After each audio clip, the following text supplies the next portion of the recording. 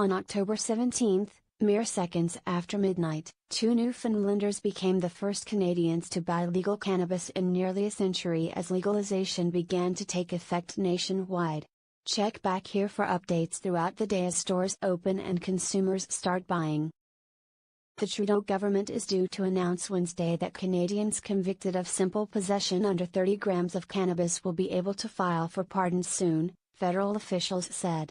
It will likely take weeks before an amnesty program is officially underway, the officials said. Only a handful of bricks and mortar stores were expected to be open Wednesday. Only 1 in BC, 12 in Quebec, and possibly fewer than 24 in Alberta. In provinces with private markets, retailers warned of supply shortages in the initial weeks of legalization. Online retail will be the only option in Canada's most populous province, Ontario, where the legal framework for physical stores won't be ready until next spring. But the latest threat of a Canada Post strike has left distributors scrambling to find other shipping options. The Canadian Union of Postal Workers warned Tuesday that strike action could begin as early as next week. For more than 90 years, it was illegal to buy cannabis in Canada.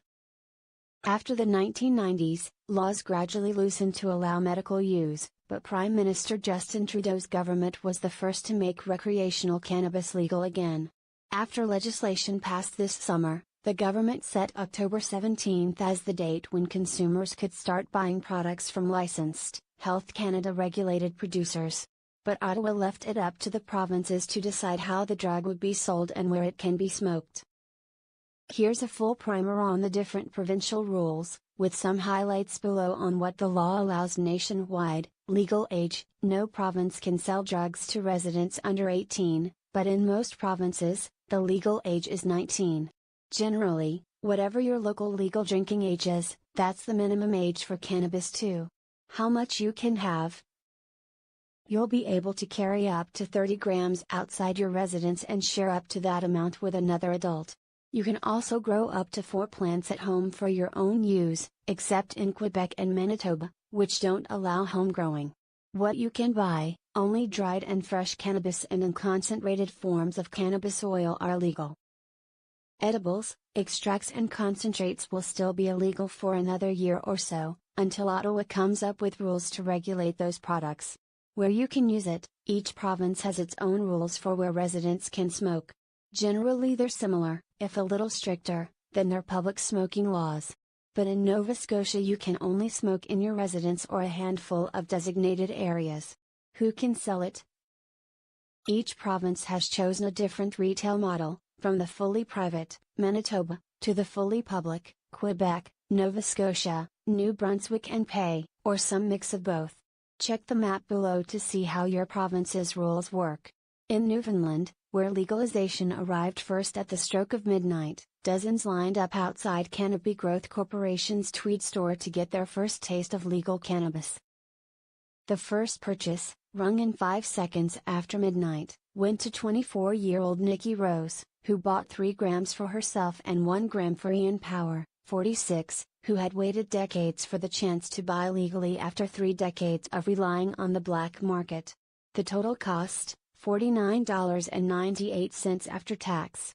One by one, provincial retail websites began to go live after midnight, including the Ontario Cannabis Store, which will be Ontarians' only option for buying cannabis until a framework for bricks and mortar stores is approved next year. Here's a list of the sites for provinces whose online sales are publicly run. Saskatchewan and Manitoba have allowed private sector online retail, so a variety of businesses will offer sales there. Nunavut is encouraging residents to buy through Tweed, a cannabis producer based in Smiths Falls, Ontario.